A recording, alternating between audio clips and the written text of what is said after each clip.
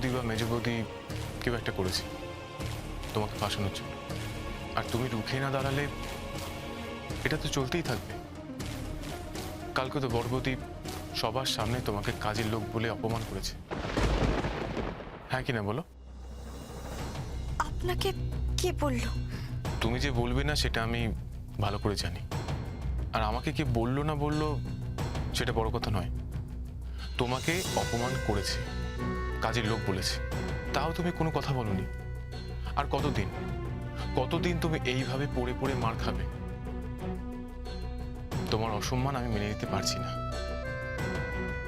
ওদের সব অপমানের যোগ্য জবাব তোমাকে দিতেই হবে, আর সেটা এই মিসেস কলকাতা কম্পিটিশন জিতে। দেখিয়ে দাও জবা, তুমি ওদের কারোর থেকে কম নও। আপনি কোনো কথা শুনো, আমি তোমার নাম দিয়ে দিয়েছি, তুমি এই প্রতিযোগিতায় অংশ দিতে চাচ্ছ, ব্যাস। আমি আজ অব্দি আপনার কোনো কথার অবাধ্য হইনি ছোটবাবু, আজও হব না। তবে তবে আমি যে খুব সাধারণ একটা মেয়ে।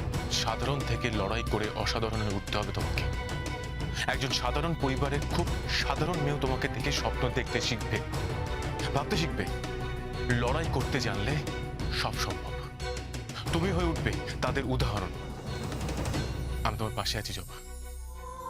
পাশে আছেন ঠিকই, কিন্তু এই প্রতিযোগিতায় জিতলে কি আমি আপনার পাশে থাকার যোগ্যতা অর্জন করতে পারবো ছোটবাবু? না, ছি ছি, আমি আবার সেই একই ভুল করছি।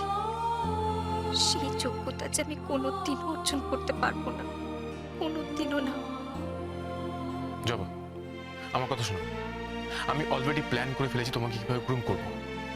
তোমাকে জিততেই হবে, জিততেই হবে তোমাকে।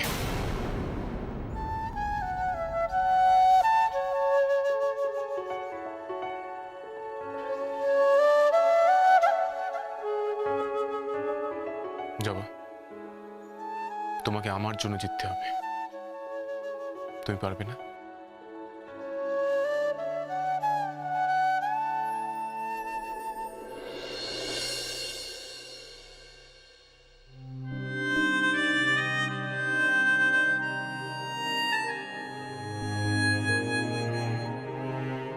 ছোটবাবু, সে কখন থেকে ল্যাপটপ নিয়ে বসে আছেন, নিন এবার খেয়ে নিন। তুমি রেখে দাও, আমি খেয়ে নেবো।